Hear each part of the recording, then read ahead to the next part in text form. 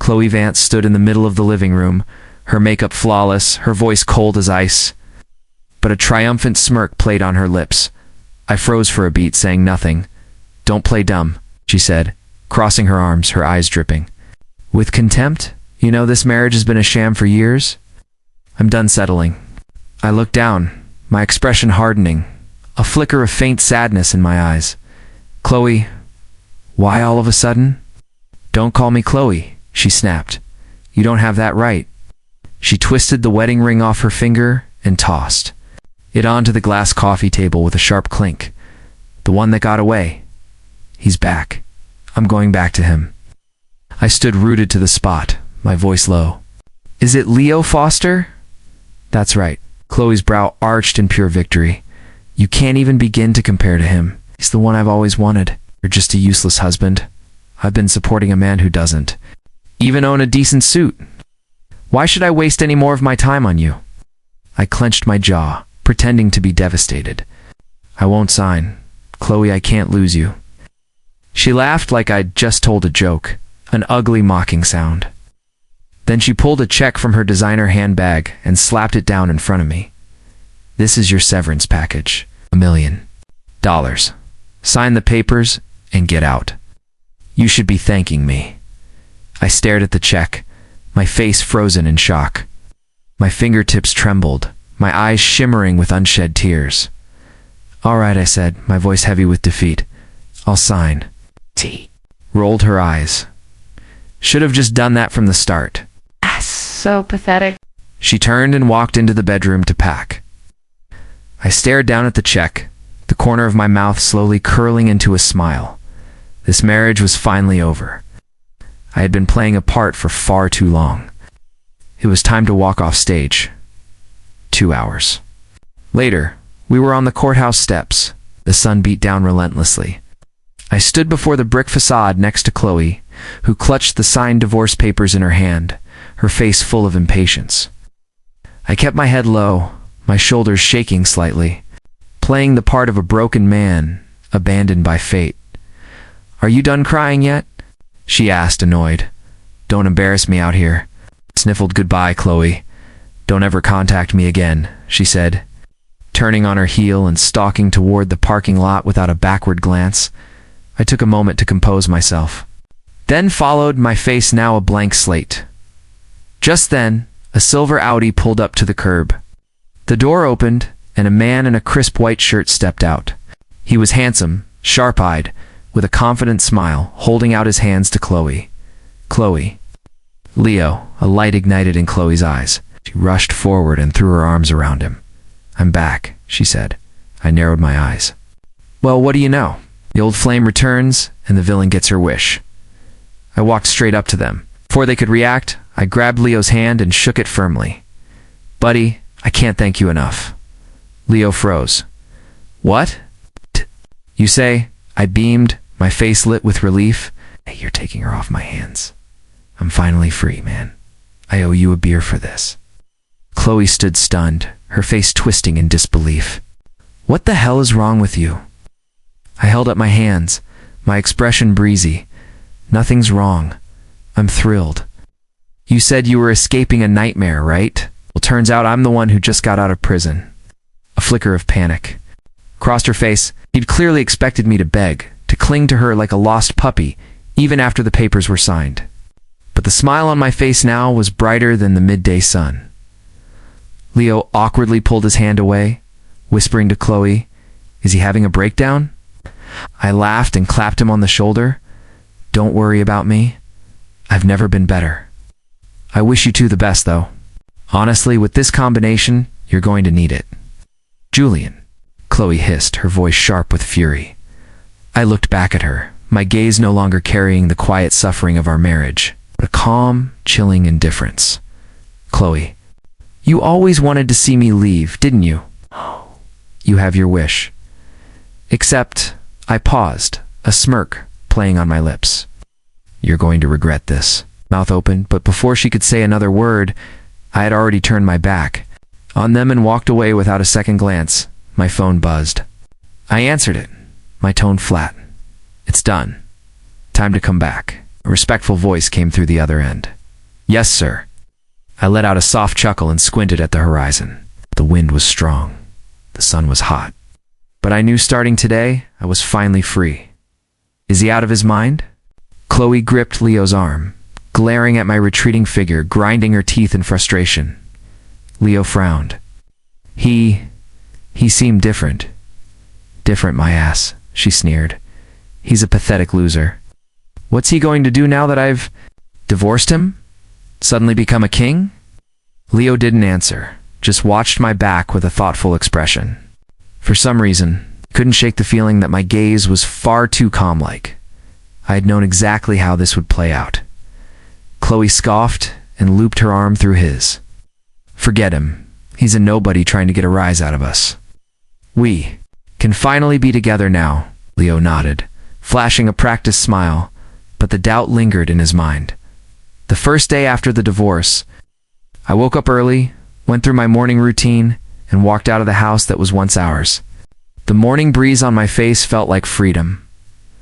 I got into the back of a car where a man in a sharp suit was already waiting.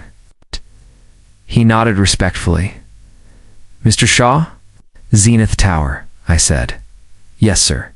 10 minutes later, the black Mercedes-Benz pulled up smoothly in front of the Zenith Group headquarters. I pushed through the glass doors. Every employee in the lobby rose to their feet in unison.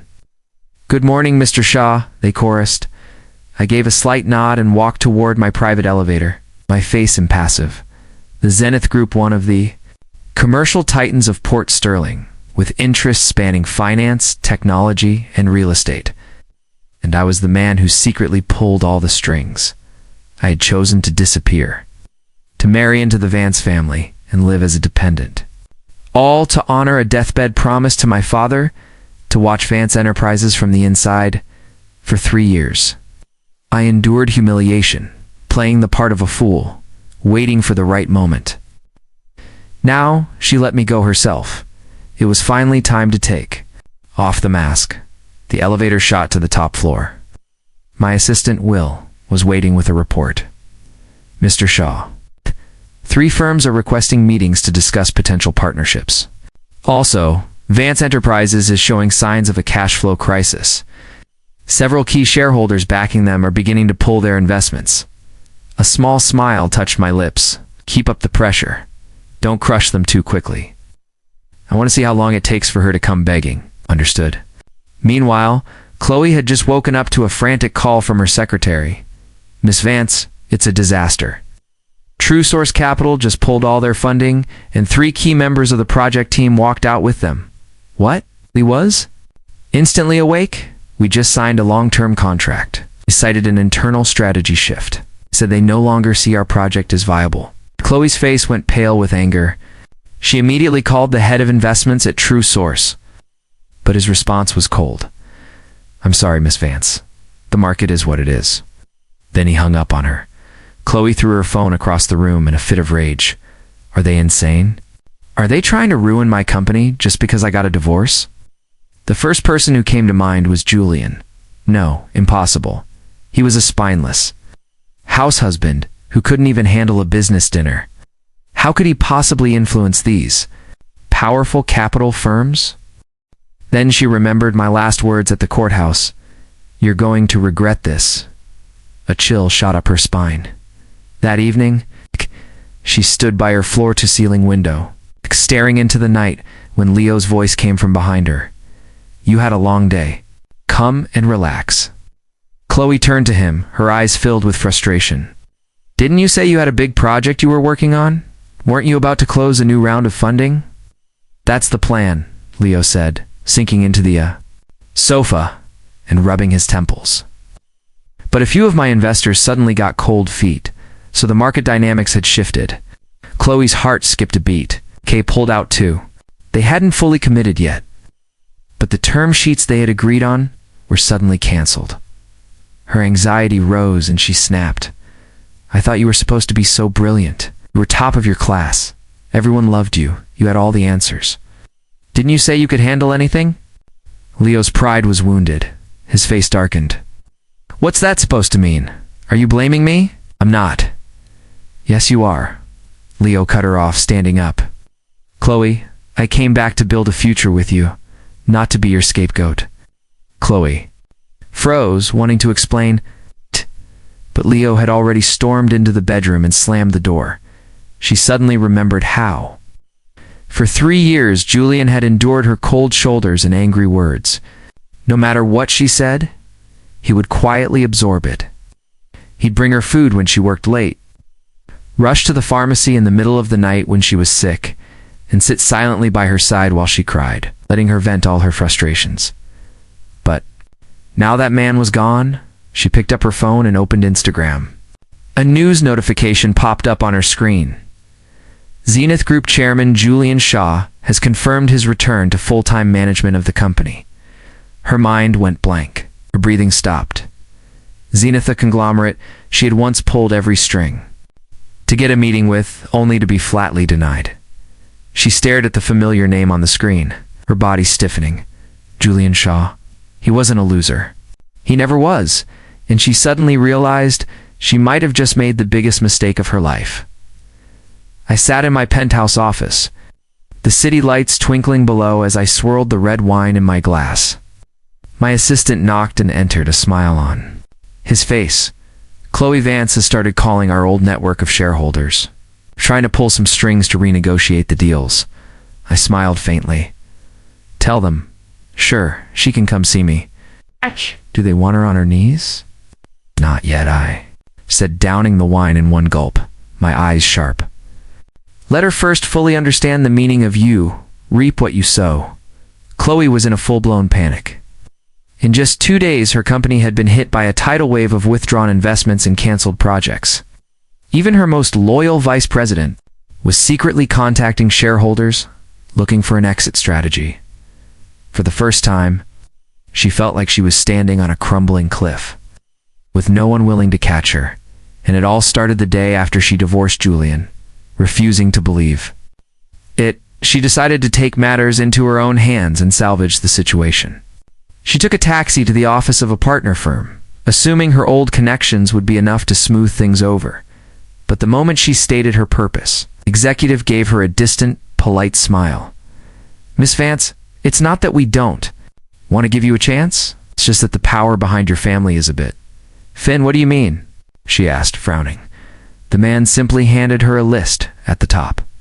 Printed in bold were 2 words, Zenith Group. These 4 companies were recently acquired by Zenith. All project approvals have been transferred to Julian Shaw's desk. Chloe froze. She looked down at the name on the list, the world darkening at the edges. She finally understood. The crisis at her company wasn't because of a mistake in her strategy. It was because, from the very beginning, an invisible hand had been slowly closing a net around her, and that hand once belonged to the man who lived in her house. Cooked in her kitchen, slept in her bedroom, the man she had casually dismissed. As a pathetic loser, she felt a mix of disbelief and a rising tide of fear. Back in her office, she sought out Leo. You should try to contact Julian, she said, carefully choosing her words, forcing her expression to stay calm. Leo was scrolling through his phone on the sofa. Are you crazy? Why would I contact him? Chloe forced a smile. Your old acquaintances, after all. Maybe he'd be willing to help us out. And you say he was a good-for-nothing? Leo put down his phone, his gaze complicated. You used to look down on him, and now you want to use him.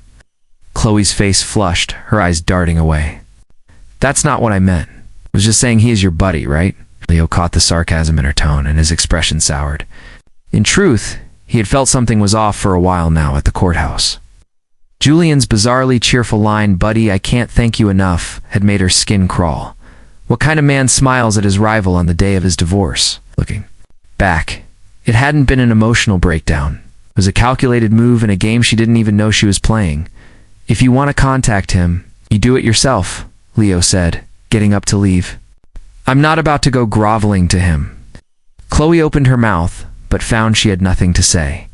She sat alone in a vast, empty office, struck by a profound sense of loneliness. As useless as she once thought Julian was, he used to call her every day to ask if she was hungry or tired. When she worked late, he would show up with hot takeout. She was nervous before a big meeting. He'd be waiting by the elevator with a bottle of water. At the time, she took it all for granted Evan found his concern annoying and cheap. But now, with everyone gone, and even Leo growing cold, she realized how much she missed the feeling of being cared for. She tried calling Julian's old number, but a recorded message informed her it was no longer in service, driven by desperation. She went to Zenith Tower. The receptionist stopped her at the front desk. Chloe handed over her business card with a practiced, humble smile. "Could you please let Julian Shaw know that I'm here to see him? Tell him it's Chloe Vance." The receptionist smiled politely. "Hello, Miss Vance. Mr. Shaw is not taking any personal appointments today." Chloe stiffened, her voice rising. "I'm his ex-wife." "I'm sorry," the receptionist replied, her smile never wavering. Mr. Shaw's instructions were clear, especially not his ex-wife. Chloe's face went white. After a few seconds of stunned silence, she turned and fled, feeling like a complete failure. When she got home, her emotions were stretched to their breaking point around 9 o'clock. She couldn't resist any longer and drove to Julian's old apartment, the modest place she had once despised. It was empty. A neighbor told her, "Oh, Mr. Shaw. He moved out a while ago. Said his circumstances had changed and he needed a new place. I hear he's living in one of those mansions in the South Hills now, has 3 different cars." Chloe's eye twitched. An unidentifiable feeling churned in her stomach. Sitting in the back of the car on the way home, her mind was a chaotic mess. She muttered to herself, "Who is he? Was I really that wrong about him?" The city lights blurred past the window, but her world was slowly fading to black. She once thought she had discarded a useless man. Now she knew she had personally thrown away a gold mine. The most bitter irony was that the gold mine had tried, time and time again, to warm her cold world. She had simply never deemed it worthy of her attention. The driver glanced at her in the rearview mirror. "Ma'am, should I take you straight home?" Chloe closed her eyes, her voice heavy with fatigue. "No. Take me to the South Hills, to the Villa District." She wasn't ready to give up. She needed to ask him face jawed. "Julian, were you lying to me this whole time? Did you ever even take me seriously?" Even though deep down she already knew the answer. The Villa District in the South Hills was a world of manicured lawns and quiet luxury. Each mansion radiated an aura of elite, untouchable wealth. Chloe stood before the gates of Julian's new home, staring at the black Maybach parked in the driveway. 3 years ago, she had sneered at the car, calling it too corporate. Now its presence felt suffocating. A security guard stopped her at the gate. "Ma'am, do you have an appointment?" I'm a friend of Julian Shaw's." The guard offered a polite, impenetrable smile. "Mr. Shaw isn't seeing any friends today." Chloe gritted her teeth. "Tell him Chloe Vance is here. I used to be his wife." The guard interrupted, his tone still perfectly courteous. "Then you're definitely not getting in." Her face turned ashen. All she could do was watch the warm lights flicker inside the mansion. Knowing she would never again reach the man who once fixed her leaky faucets and ate instant ramen with her, the man who had silently shouldered all her burdens, whose front door she used to walk through without a thought, now she didn't even have the right to approach it. Defeated, Chloe left. When she got home, she found Leo sitting on the living room sofa, his face like a thundercloud. "Where have you been?" he asked, his tone sharp. "Meeting with a client," she lied, kicking off her heels. Her feet ached. "Were you with Julian?" Leo's eyes pinned her to the spot. Chloe stiffened, her voice turning cold. "Do I need to report my whereabouts?" "To you now." Leo shot up from the sofa, his voice dropping to a frigid whisper. "Chloe, do you not get what our relationship is?" "I'm not your obedient little lapdog." She glared back at him. "Oh, what's that supposed to mean, you think? You can still act so high and mighty." Leo sneered. "You're divorced. Your company's about to go under. And I'm the one out there trying to manage your debts. How dare you run off to see another man?" Leo snapped. Chloe's face twisted with anger. "I went to see him for the company. I was wrong to ever think you could handle this." With a loud crash, Leo knocked a cup off the table. You better not regret the choice you made. I already do, Chloe shot back, her voice like ice. If I could go back in time, I never would have let you take Julian's place. Air between them burned with tension, their glares inches away from breaking into a full fight. Chloe snatched her bag, stormed into the bedroom, and slammed the door. The moment it clicked shut, she slid down against it, face buried in her hands, and finally let the tears flow. This wasn't love, it was a delusion. She had thought Leo was her escape, her perfect choice, her worthy replacement. But all he turned out to be was a shallow, arrogant opportunist, and the man who had truly stood by her for 3 years, she had pushed him away. Julian had never declared love, yet he had quietly shielded her from every storm, fixing the plumbing, saving her company, buying her breakfast, waiting in the car, late at night. All the little things he did, she had trampled on without thought. Chloe unlocked her phone and scrolled until she found an old photo she had forgotten. It was from a winter long ago when she had been sick in bed. Julian had made ginger tea and, not wanting to wake her, left it on the nightstand. He's sending her a message. Drink this when you wake up. In the photo, his hand rested on the steaming cup. A strong, long-fingered hand she had once mocked as rough and unrefined. Now, staring at it, her eyes filled with tears. Meanwhile, in my villa study, I sat reviewing the day's financial reports. My assistant stepped in with an update. Leo Foster's 2 investment projects have collapsed completely. His funding is gone. He's barely hanging on with what's left of Vance Enterprises. He's still boasting about closing an $80 million deal, but no one in the industry will take his calls anymore. I nodded, my voice cool. Keep squeezing. Leave him with no one but Chloe. The assistant hesitated. Chloe Vance showed up tonight. I let out a dry, dismissive laugh. I know. I'm not going to see her. Why not?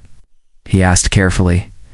I looked out the window at the glittering city because she thought she was powered by love.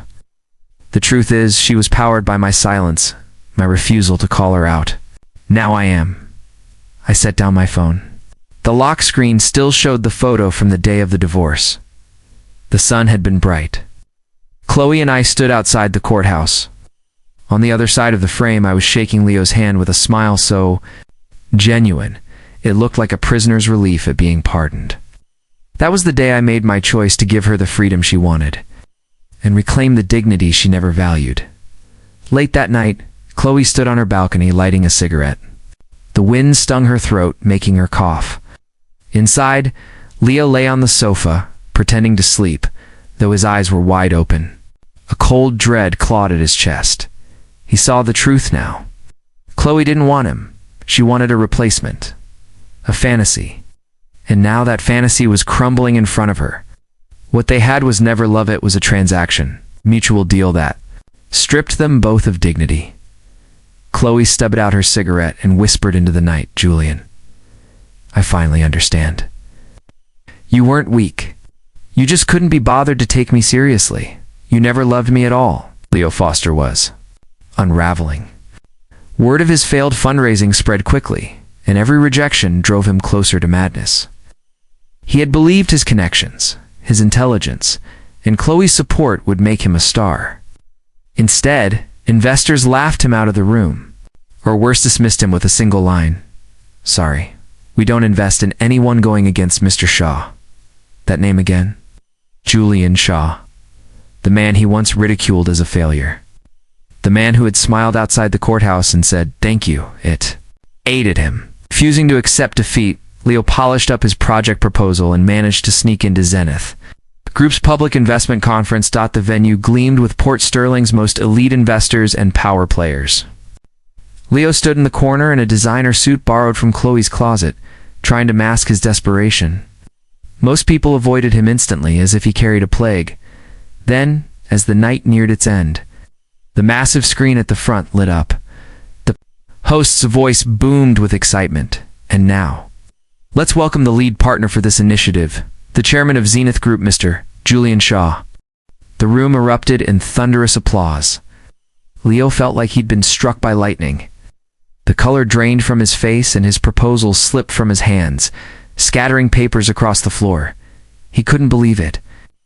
Julian, the man he used to mock as a kept husband, the one who once scrubbed toilets in Chloe's house and served him tea, was standing here as the chairman of Zenith Group, a man who could move billions with a single call and controlled half the business world of Port Sterling.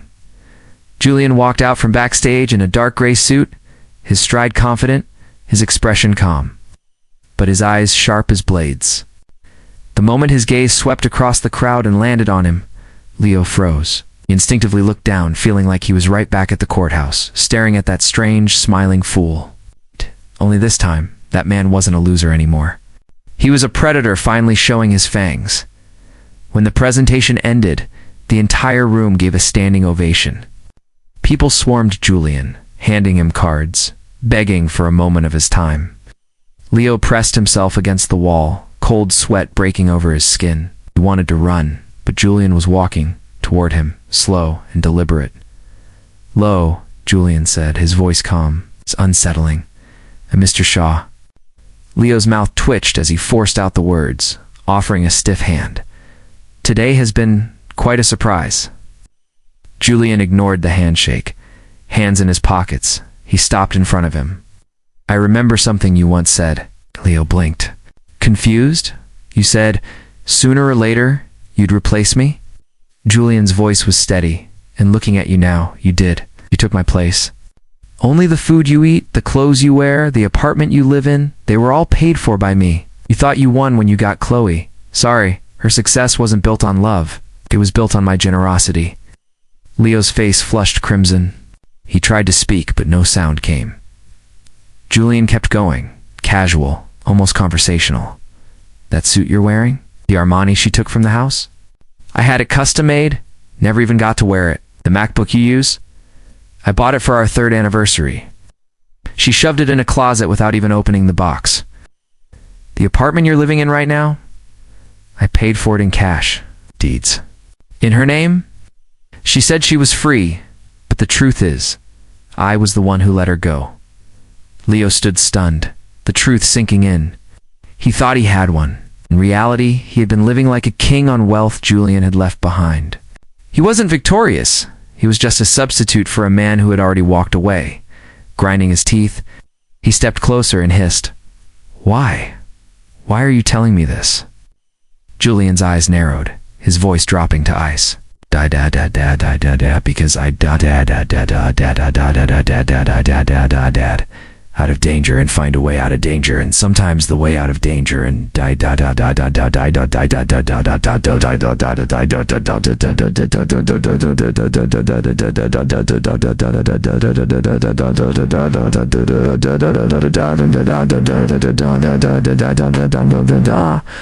so I'm calm.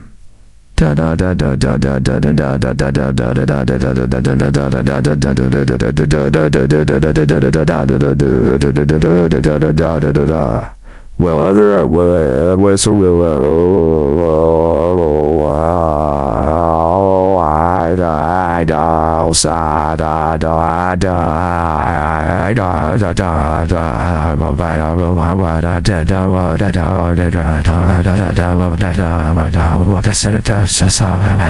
want you to understand every inch of ground you stand on today is ground I couldn't be bothered to keep. You didn't win. You just picked up my trash. Leo's face went pale. He swayed slightly. Julian gave a subtle wave. His assistant appeared with a thick file and handed bound copies to Leo. These are the complete records of Chloe using my personal accounts to fund Vance Enterprises during our marriage. Take them back to her. Leo was dumbfounded. Why, you're going to sue her? No. Julian's smile was colder than before. I just want her to know her success was never hers. From the day she met me, her confidence was borrowed from me. Now I'm taking it back. With that, he turned and walked away, leaving Leo standing there, body cold, mind spinning. In that moment, Leo realized his so-called comeback, his victory, his triumph, had all been a trap. And he wasn't just a joke, he was the punchline. When he got home, he threw the documents on the table in front of Chloe and sneered, "Why don't you tell me how much of his money you really spent?"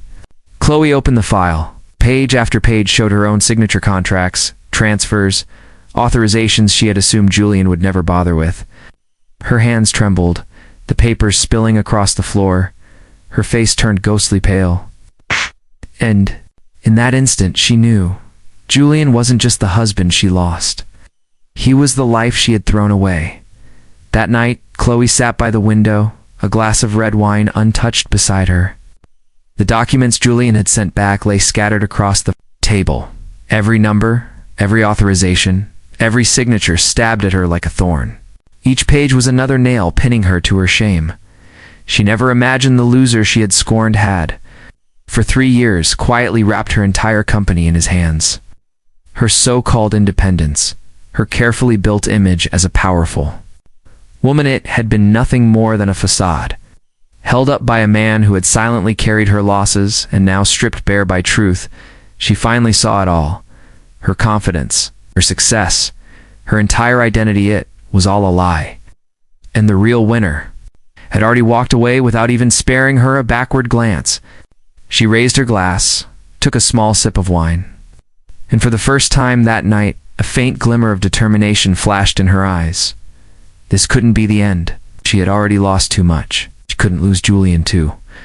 With trembling fingers, she unlocked her phone and pulled up his contact. The profile photo, once blank, now showed a shadowed silhouette of a man standing beneath a street lamp, drink in hand, looking distant and cold. Her chest tightened. After a long hesitation, she pressed the call button. The line rang. Once, twice. Finally, he picked up. "Hello?" His voice was deep, steady, stripped of all warmth. "Julian," her own voice shook. Can we meet?" "What do you want?" His tone carried nothing but emptiness. She bit her lip, forcing her voice to soften. "I want to start over with you." There was silence. Then came a quiet, humorless laugh. "Do you want to start over? Or do you just want me to bail you out?" "That's not what I mean. I know exactly what you mean." His voice sliced through her like ice. "You've lost everything. And now, realizing I was the only real lifeline you ever had, you want to crawl back? What do you take me for? A backup plan? A stepping stone?" Chloe's eyes filled with tears, her voice dropping to a fragile whisper. "I know I was wrong. I never saw you for who you really were. And if you had," he snapped coldly, "I think I'd have given you another chance." "No. Do you have any idea what the last 3 years were like for me? Do you know how I felt every time you screamed at me? Every time you looked at me with disgust? You thought I was weak?" "No, Chloe. I just couldn't be bothered to argue. It wasn't that I couldn't fight back. It was that you weren't worth proving myself to. And now you want another chance." He let out a bitter scoff. "It's too late, Julian." Her voice broke into a sob. "I'm so sorry. I truly regret it. You could get on your knees and beg and it wouldn't make a difference." Click. He hung up. Chloe froze, clutching her phone, her body sliding down until she hit the floor. This time, her grief wasn't an act. She had lost, completely, utterly lost. The next morning, Leo woke up to see documents torn and scattered. Across the living room floor, Chloe sat on the sofa, her eyes red and swollen from crying. He sighed in irritation. "Did you call him? Did you beg?" She said nothing, just stared blankly ahead. Leo sneered. "You've got some nerve. He throws you away, and you go crawling right back to him?" Her eyes finally shifted, toward him, flat and cold. "Shut up." "What?" Struck a nerve. "Now you finally realize who the real man is. Wasn't it just months ago you were swearing I was your one and only?" "I was blind," she shot back bitterly. "Blind?" Leo slammed his hand on the table. "The only reason you're still talking to me is because you've got nowhere else to go." Gaze burned with contempt. "You're not even a tenth of the man he is." Leo's face twisted with rage. He lunged, smashing his fist on the table. "You really want me to walk out that door?" "Go," Chloe said firmly, standing to face him. "Go ahead. You're nothing but a parasite. A joke who dreamed of being a king. Can't even support me. Who the hell do you think you are?" "Your mouth." Leo roared and struck her across the face. Chloe staggered, her hand flying to her burning cheek. In that moment, the truth hit her harder than the slap. This was the man she had thrown everything away for. Once called Julian. Weak, but the real weak, pathetic, spineless one, was the man she had chosen. Leo stormed out, slamming the door behind him. Chloe stood frozen in the silent apartment, her face flushed, her eyes empty. She wanted to laugh at the cruel irony, but not even a smile would come. That evening, Julian sat at the head of a long conference table in his new office. His assistant, a poised, efficient woman, was presenting the second quarter investment strategy. Sunlight streamed through the tall glass windows, painting the room in a golden glow. Miss Vance has been removed from the board of Vance Enterprises, the assistant reported smoothly. The company has already filed for bankruptcy restructuring. Leo Foster is under investigation for securities fraud and has been blacklisted by several financial institutions. Julian gave a calm nod. Let them tear each other apart. The assistant hesitated, and Chloe Vance. She was seen kneeling outside the company entrance today. Security had the footage. Julian didn't look up from his papers. Delete it. Yes, sir. After a pause, he finally lifted his head. His voice was quiet. She's not worth it. His assistant was startled for a second, but then she understood he wasn't heartless. He had simply cut out the people who didn't deserve a place in his life. Meanwhile, Chloe sat in the back of a taxi, her clothes stained with dust and rain. She had knelt outside on the pavement for an hour, only to be handed a cold notice. Unauthorized individuals are prohibited from entering the building. Her phone buzzed. An old muted account had just posted a new update. It was Julian. The picture was from the day of the divorce, him shaking Leo's hand, smiling wide. Caption read, "The best thing that ever happened to me was him taking her off my hands."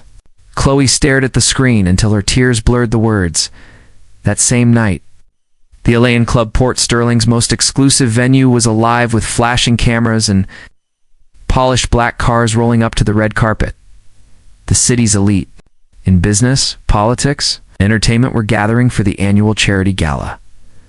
Julian Shaw arrived through a private entrance, dressed in a perfectly tailored black suit. At his side was his assistant, tall and elegant, her quiet authority impossible to miss. Every head turned as he walked in, calm, confident, with only the faintest polite smile on his lips. "Mr. Shaw, it's an honor to have you here."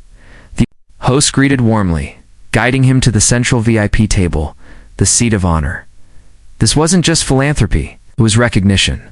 Confirmation of his place in the city's inner circle. Flashes from the cameras didn't stop, every lens drawn to him. At the edge of the crowd stood Chloe. Her white gown sparkled under the lights, her makeup flawless, but she felt like a fraud. She had slipped in with a borrowed press pass. From the shadows she watched Julian shines, surrounded, respected, admired. The world that once revolved around her now seemed unreachable, sealed behind an invisible wall. She straightened her dress and gathered what courage she could to approach him. But as soon as she moved toward the VIP section, 2 security guards stopped her. "I know him," she whispered. One of the guards gave her a firm look. "We know who you are. You're not permitted entry." Her head dropped. His word would silence an entire room for her. Now she couldn't even stand by his side. Still, she refused to give in. Gritting her teeth, she slipped through a side entrance and into a quieter backstage corridor. There he was, Julian, speaking quietly with a few executives. She stepped toward him, her throat dry. "Julian." He turned at the sound of his name, unsurprised, as if he had expected her. "Chloe," he said flatly. She drew a shaky breath. "Can we talk?" He was silent for a moment, his eyes fixed on her. Then he spoke. "What is there left to talk about?" She forced a smile. "I know I was awful to you. And I know you've changed. You're not the same man you were." "That's right," he nodded. "And you're not the same either." She blinked, caught off guard. "You've become anxious, desperate, pathetic," Julian continued. "You've even learned to swallow your pride. But unfortunately for you, I'm not interested." Tears welled in her eyes. Her voice trembled. "Is there really no chance for us? Don't you know how much I used to love you?" Julian gave a short laugh. You think that was love? No, I was a habit. I was someone you relied on, like drinking water. It has no taste, but it's familiar. But I've learned something since then. Plain water doesn't quench real thirst, and it doesn't deserve a place at the table. Her lip bled where she bit it. Then what do you want? She whispered. Julian looked at her steadily, his tone calm and final. The freedom I want no longer includes you. Those words broke her. She stood frozen in the hallway while he walked away, swallowed instantly by a crowd of admirers. Once, he had been her accessory. Now, she wasn't even worthy to stand in his shadow. And he never looked back. Chloe sank slowly to the floor, hugging herself tightly. For the first time, she understood what her so-called freedom had cost her. It was the price of throwing away the most valuable thing in her life with arrogance. That world, the one where she was adored and protected, would never open its doors for her again. There would be no one left to turn off the lights for her, to hand her a glass of water, to bow his head in silent loyalty. I had lost the man who had loved her the most. And that same man had finally learned how to love himself. The night sky was black as ink. Julian sat alone in a wicker chair on his penthouse balcony, the city lights spread beneath him like a glowing carpet. A glass of whiskey rested untouched at his side. His assistant walked over, holding a tablet. Chloe has been completely removed from Vance Enterprises. Leo Foster's fraud case has been formalized, and his assets are frozen. Julian nodded, then picked up his phone and glanced at the news. Fallen idol Leo Foster, former socialite's paramour, facing multiple fraud allegations. The headline just below read, Vance Enterprises CEO exits market as former glory fades. He looked at the screen, smiled faintly, and set the phone aside. Those two names, Chloe and Leo, once kept him awake at night, once forced him to swallow anger and pride. But now they felt like strangers' names, as if those 3 years of his life had never even happened. Will you be making a public statement? His assistant asked softly. Julian's eyes stayed on the night sky. No, they don't matter to me anymore. He unlocked his phone again and opened Instagram. Draft was waiting, the candid photo taken the day of his divorce. Was in casual clothes, smiling as he shook Leo's hand outside the courthouse. The angle wasn't perfect, the picture grainy, but it was real. In that moment, he had been truly free. He hit post. The caption was simple. The best thing that ever happened to me was him taking her off my hands. Within a minute, the likes poured. A friend commented, the king is finally free. Another teased, nice handshake. My turn next. Julian only smiled. It was his first personal post in 3 years, not to brag, not for revenge, but as a quiet ritual, a final. Absolute closure, meanwhile. Chloe sat in her rented apartment, staring at her phone. Someone had sent a screenshot of Julian's post to one of her group chats. She opened it and stared at the picture. His smile wasn't forced. It wasn't an act. It was the expression of a man completely free from her, detached from everything she once meant to him. Her chest tightened, like it was being shredded from the inside. For days, she had scrolled through her contacts, waiting, hoping for some message from him. Instead, this one post arrived, a single sentence that sealed her last hope shut. Julian was gone. He had walked away cleanly, without regret, without nostalgia. There would be no dramatic return, no sudden confession of love, just a calm, indifferent goodbye, leaving her as nothing more than the punchline to a joke. Leo stormed through the door, slamming it so hard the walls shook. His face was dark with rage. What the hell is wrong with you? He yelled. Now the whole city knows you knelt outside his office. You've turned me into a laughingstock. Chloe didn't answer. She just sat there, eyes empty. Leo's voice rose. What are you now? A washed-up ex-wife you won't even glance at. Being with you is like holding a live grenade. Ow. Up, Chloe said quietly. Leo laughed, sharp and ugly. Shut up. You think you still have the right to talk to me like that? Should have seen it sooner. You're useless. A lost cause. Even your heart is colder than your face. Get out, Chloe said, her voice stripped of its old arrogance. If you want a scapegoat, find one somewhere else. Get the hell out of my house. Ah. You'll regret this, Leo spat, fists clenched. That's The day I get back on my feet, Chloe. Cut him off with a bitter laugh.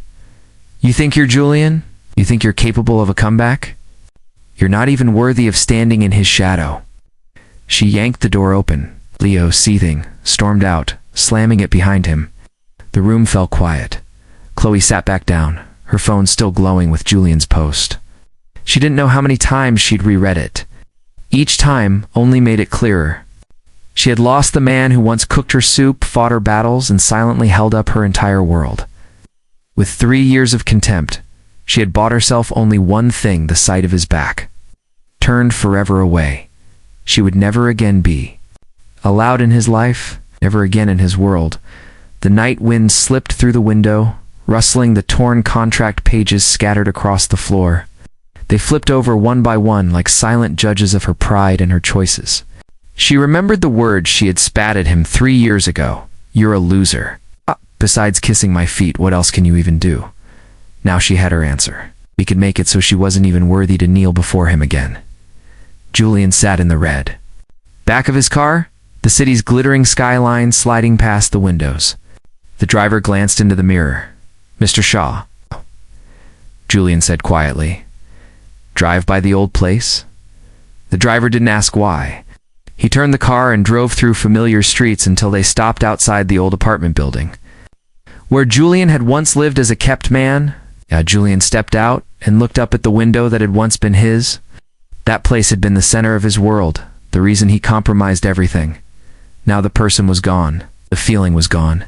He smiled faintly, turned back, and got into the car again.